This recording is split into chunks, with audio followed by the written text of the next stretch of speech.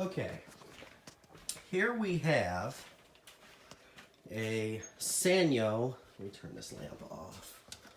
A Sanyo. Let's see, was that? No. What's causing all that glare? I don't know. This is a Sanyo little refrigerator. Or it just says refrigerator. I thought it said little refrigerator. Now, I'm not exactly sure how old this is, but I'm thinking the late 70s, early 80s, because I have a mid-80s Sanyo mini fridge, and it uses their newer logo. This is the older logo. Now, this is in excellent condition. It's got a few little scuffy scratches on the top, little bit of scrapey scoos on the side, but other than that, it's in good condition. It has a lock on it, but I don't have the key for said lock, so luckily it's unlocked. It'd be cool if I could lock it, though. I can't have anyone stealing my frescas. On the inside is the same story. It's in very good condition. It needs to be cleaned a little bit down here. But the inside of this door panel, which is this soft, it's like really thin. All of these are like this. But it's not got any cracks. The screw around the screws is where they normally start cracking. They're not cracking. The door seal's still nice and soft. It's in good condition. It's not got the little metal shelf, but I have an extra one of those from a fridge that I scrapped. Somebody had used a knife to try to scrape the ice out of it. This one, as you can see, still has this little door. This little door almost always breaks off because it's just mounted on these little plastic pegs here, but it's still there. It's got the little freezer compartment. And there's your variable control knob. Now, this kind of stuff, these vintage appliances, are getting harder and harder to find. And it's not because they're dying off. It's not because they're failing. The reason is, a while back you found a lot of this stuff either in the trash or in thrift stores or wherever the hell, because people were getting rid of them because they were getting a new energy efficient, oh boy, energy efficient, a new energy efficient one. So they were replacing them just to get energy efficient one. Now, I say quote unquote energy efficient because that's a bunch of bullshit. Let me show you something here. Let me set this down. I'm sorry, I'm recording on my phone, so I'm not going to be able to edit this video or anything. Let's take a look at this. This uses R12. See that? 12. The high side is 235, and the low side is 140. This draws 1.45 amps, 50 watts. Okay? That is less than a light bulb. And that is when it is running. And these vintage appliances, as you know, R12 is a very good refrigerant. It runs at a low pressure. It cools very good. It does its job well. So this thing's going to cool down, and it's going to only draw 1.45 amps or 50 watts or whatever when it's running. It's going to cool down inside. It's going to shut off. So it's going to run a lot less than a new one. And the new ones have to run at higher pressures. The new refrigerants are not as good of a refrigerant. Environmental impact aside, they're not as good at being a refrigerant. So they run at higher pressures, which means the compressors actually take more power when they are running. And they're going to end up running more because they don't work as well. So the new ones are going to end up using the same to more power. The only difference being the new one, you're going to be replacing it every 5 years, whereas this one is going to continue to run. Hell, it'll probably outlive me. Here's the compressor. This is a reciprocating compressor. That's just dust. I don't think this thing's ever been outside or anything. These all start to rust like that when they're outside. This one is in very good condition. The compressor, I guess it's a Sanyo made compressor. I'm gonna go grab my kilowatt meter. And no, I'm not gonna leave you set down. I'm just gonna flip the fridge back around. Because the other point that a lot of people like to make, which once again is completely a bunch of horse shit, is that the old compressors and the old refrigerant or whatever it is, they say it starts losing efficiency as it ages just because of the age of the machine. And that is once again bullshit. They say that the oil in the compressor starts getting thicker and they start taking more power. Oh God, where's the kilowatt meter?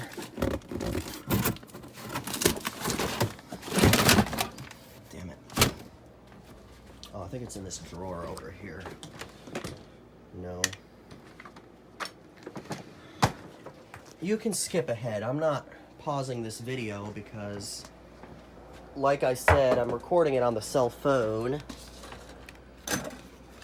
And I don't want to have to upload it to the computer because this isn't supposed to be a long format video. This is just... Where the hell is that kilowatt meter?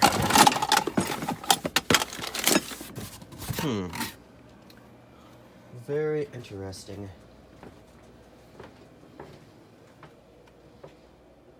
Guys, I don't know. I think I might have lost it. Nope, it's right there in front of me. It's the same color as everything else. It's old electronic beige. Of course, this isn't very old. I'm going to plug it in over here, if this cord will reach. Simply because, yes it will. Nice long cord, you don't see that on a new one. Okay, right now we've got 0 watts, 124 volts. Voltage is cranking today. So let's go ahead and plug this guy in. It is turned off. I'm gonna go ahead and turn it on. I'm gonna have to, ooh, don't wanna drop it. Go ahead and turn it on.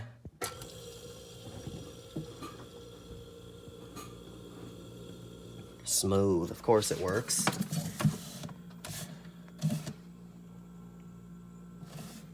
It's already starting to cool down. You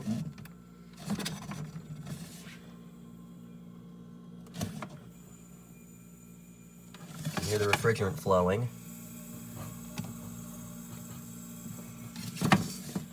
It's not ice cold yet, but it's getting there. I mean, parts of it are.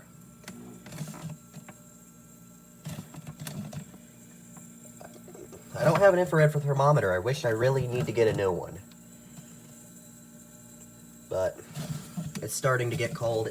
These do take a little while. Now, let's see here. Right now, it's building head pressure. It's drawing 113 watts, but you can see that is going down. 1.44 amps, which is weird because it's rated for 1.44 amps, but it says 50 watts. Interesting.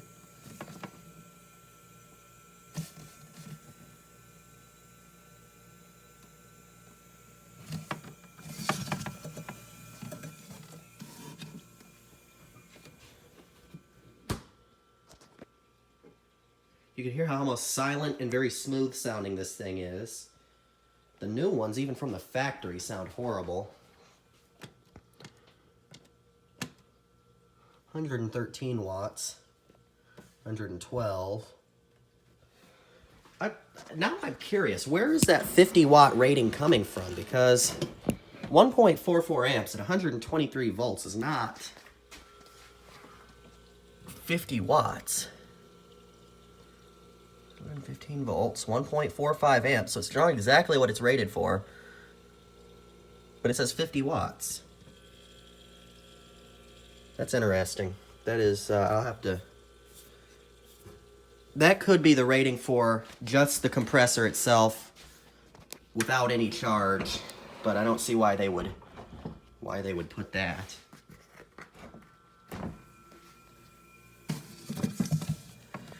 Okay, it's cold now, like it's literally, I don't know if you can tell, but there's some frost, not frost, but it's, you know. We're going down to 108 watts, so at this point we are drawing the same amount of current as this light bulb.